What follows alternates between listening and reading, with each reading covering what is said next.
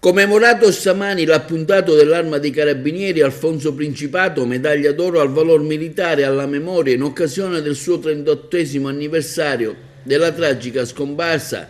occorsa durante un conflitto a fuoco avvenuto a seguito di una rapina a Racalmuto in data 15 aprile dell'85. È stato deposto un omaggio floreale presso la tomba del decorato al cimitero Bonamorone di Agrigento, con le note del silenzio scandite dal trombettiere del 12° Reggimento dei Carabinieri Sicilia, che hanno dato ulteriore solennità al momento di raccoglimento impreziosito dalla benedizione impartita dal cappellano militare della Regione Carabinieri Sicilia, Don Salvatore Falzone, presente anche il sindaco di Agrigento Miccichè e il presidente del Consiglio Comunale, il dottor Civiltà.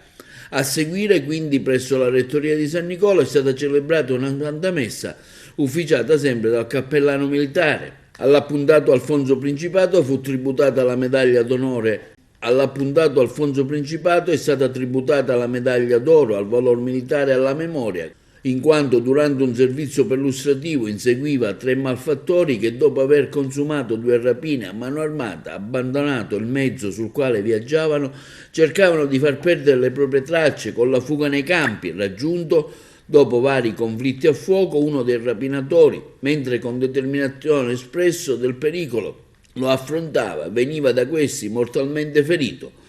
Un fulgido esempio di elette virtù militari, spinto fino al sacrificio della vita. Il 38esimo anniversario della commemorazione della caduta dell'appuntato Alfonso Principato, un uomo che nel momento del bisogno si è prestato, inseguendo 3 rapinatori e cadendo ferito dopo un lunghissimo conflitto a fuoco. I 3 rapinatori furono arrestati, ma ovviamente lui non tornò mai più alla sua famiglia. Questo è il momento in cui noi ricordiamo non soltanto Alfonso Principato, ma tutti i nostri caduti, tutti coloro i quali per una società migliore, per una società civile, per la libertà